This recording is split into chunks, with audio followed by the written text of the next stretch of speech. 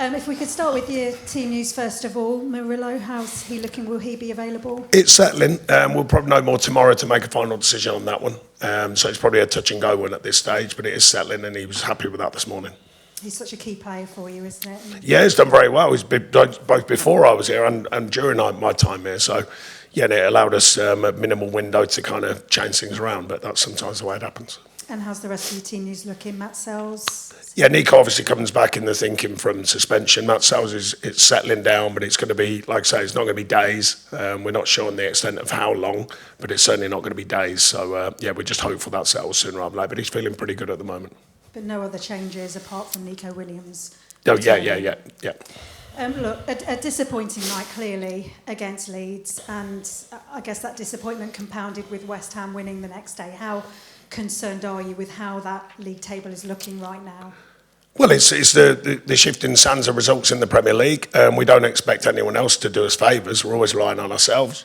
Like I say, extenuating circumstances against Leeds from our point of view, with the change we had to make lastminute.com. I don't think that was helpful, but on the other hand, they deserve to win. Our performance wasn't good enough for what I expect, and certainly what the team expect as well. There's a good honesty to this group, and they were disappointed as much as I was disappointed, as much as our fans were disappointed.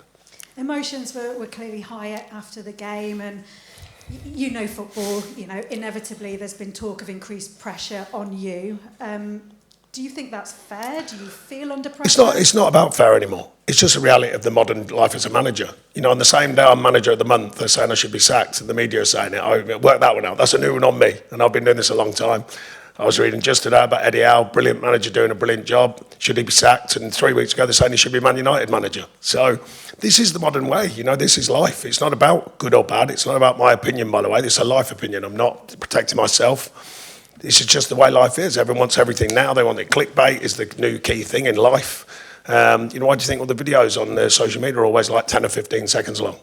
It's just life, and that mirrors often in my experience. I've been in football all my life, and what goes on in life often goes into stadiums and their thoughts around it. There should always be pressure on managers because that's our job. We're used to delivering or trying to deliver. 1 loss in 5 in the Premier League, 8 points in 5. Win the next one, it's 11 points in 6. And everyone knows that form and where that goes. So this is the reality of the job we do. And it's not relevant whether it's right or wrong because it's just there. So I don't get too high with the highs, I don't get too low with the lows. I've had knocks in my time, I've been praised in my time. I just try and keep an even keel about it and concentrate on what I do, and that's trying to get a group of players to win football matches. Not just me, my staff, and of course them as well. That's just modern life. Have you had any contact with the owner or the hierarchy? The ownership have always had contact with me, and he's well aware, and I made this clear to all of you, he's well aware that this wasn't a situation where it's just smooth sailing all the way through. He's seen some of the hiccups, some of the good days, some of the not so good days, etc., etc. But, we come off the Palace game with a 10v11 situation, got a really important point and a good one, and he's congratulating me. So I don't think over one game is that extreme where he's suddenly going to go, right, we need to change everything at the club for the 3rd time, but 4th time even. But you never know. But I'm a realist, and he is as well, I think, and he's been very good with that about the current situation and what we took over here. You talked about the fact that you can't be helped by other teams, you've got to rely on yourselves. Both West Ham and Leeds played the night before you. Is it important that your players aren't distracted by what other teams are doing and how are the results? No, like we were just talking about, it's not about whether they are or they aren't. It's there. This is the modern world. Everyone knows. Everything's out there. Every inch of every game and every millimetre of every game is shown. It's re-shown. So I think the modern player knows that. Like I was saying about my life in football, I know it. I know what the right or wrong of it is irrelevant. It's news and people want it. They crave it. So it will be out there. Just adding more and more fuel to it. That's just the way it is now. And the players know that. So there's no drama with it. It's just we get on with it. Whatever happens, it's about us. You've been here before. You've, brought Everton out of these situations a couple of times. Does that help to keep you calm in these situations? Just things the way I am generally. One thing I know about panic, it never does anything right. The whole point of staying calm is to make sure that you find clarity. It's not always that easy, but I'm no expert, but I've got a good measure on it because I've been doing it a long time. Both at Burnley, Everton here, different challenges, but sort of similar but different circumstances, different ways of looking at it from me, different ways of looking at it from the media, the fan base. And somewhere in there is a reality line. And that's my job, is to stick on the reality line of the challenge that's right in front of me, and that's what I'm doing. If you were going to take any positives from Friday, Lorenzo Luca getting off the mark on his debut. Yeah, they did well, I thought. Good goal as well. I thought all the subs actually affected the game in a really positive way. I mentioned afterwards, if the positive that did come out of it, although it's a small one in the grand scheme of the outcome and the result, is the way the team kept going, the mentality to keep going. We had 2 big chances before the goal and one after that, which on a hard day, don't get me wrong, could have nicked you something. So I was really pleased with the mentality to just keep going, and the people who are affecting game from the bench as well. Thanks, Sean. Thank you. Thanks. We'll go Ivan next. Hi, Sean. Hi. You mentioned Everton, Burnley, your previous experiences, not your first rodeo. You've been in the situation you kind of find yourself in now before. So with that in mind, what qualities are required from you, your staff, and perhaps most importantly, the players? Right Consistent behaviours. I've been talking about endlessly because I know it to be true from years of doing it. Consistent behaviours in the training ground, consistent behaviours on a pitch. Now and again they go away from you and we have to remind them, which was obviously a poor result on Friday, but the 4 games previous, consistent behaviours on and off the pitch and way we go about it. Professional behaviours, by the way, I don't mean like little kids. I mean the professional side of what you do. Being consistent with that and delivering when you need to, delivering under pressure as well. That's an important factor. So all them things, they're the things that make sure that you look after yourselves with results. That's the way that you have to look at it. Or certainly I do from years of doing it. And when you look around that dressing room, do you see players that maybe can thrive under pressure because they're going to have to? Yeah, but they already have.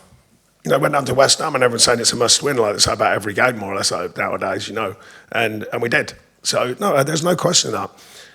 Like I say, it's the consistency of it. How many times can you raise the bar? How many times? I spoke when I got here about raising the minimum. Most teams in the Premier League, their maximum looks after themselves.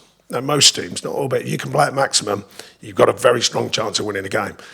It's about raising the days when it's not so good. It's about raising the habits when it's not such a good day. On Friday, could we concede the goals that we did? Yes. Well, should we? No. So if you keep that, if you safeguard them moments, then you might get something from the game, even on a night when you're not playing well. Obviously, in life, it's often how you respond to adversity. What's the response been amongst you this week? Has there been some sort of plain talking between you? No, it doesn't need all that. It's one result in 5. Like I say, they're probably scratching their heads a little bit. And hang on a minute. You know what I mean? It's one result in 5. And I remind them of that. Changes, last minute changes, not easy to deal with. So it's not one season or one game doesn't make a whole season. I said afterwards, Daniel's doing a great job at Leeds and they had a great performance. I said, trust me, he's not thinking that's a done deal now. Trust me, he's not thinking that. We're all realists, and it's just the noise for every game. It makes more news and the clicks and all that. We're all used to it as managers. So that's, roll with it. But I'm aware of the bigger picture, the points returns that have been here and all that sort of stuff. Like I said, if we take care of business on Wednesday, not an easy game. No. But we take care of that, and all of a sudden your story will radically change because that's suddenly 11 points in 6 games, and you'll go, wow, they're on a great run. That's just the modern game. It's just the way it is. And like I say, it's only a viewpoint from myself who's been doing it a long time. On Wednesday, Wolves, they've shown some signs of improvements and had some tough games. And in most of those games, they've been competitive at points. Absolutely. They were there. It was a tough game for us to win. Saturday they came away with a change of shape in the first half, which was didn't go so well for them. But second half they delivered a strong performance. We just watched it back. So yeah, that I'm not naive to this division. That's for sure. I've been doing it a long time in this division. So you can't. No, there's no easy games. After the event, there might be easier ones and tougher ones. But before the game, you have to prep for everyone like it's the biggest game ever. Another must-win, as you say. I didn't say must win. No, generally. Sorry, the media at large. I was at pains to make sure I didn't use that phrase today. It's a fair one. And just one final one from me. In situations like this, is it necessarily an advantage you can't change it, but to be at home when the tension's around the place? Well, I don't think the tension has been here in the last number of games at home. I think the crowd have been fantastic. And, if there's any question marks, I'll accept them. That's my job as well. It's not all the good stuff. But I think coming off the Palace game, I think there's a brilliant atmosphere in here. They realise the back's against the wall. What can the team do? Got a valid point and an end point. So no, I don't expect anything other than their backing. But they've been superb since I've been at home and away.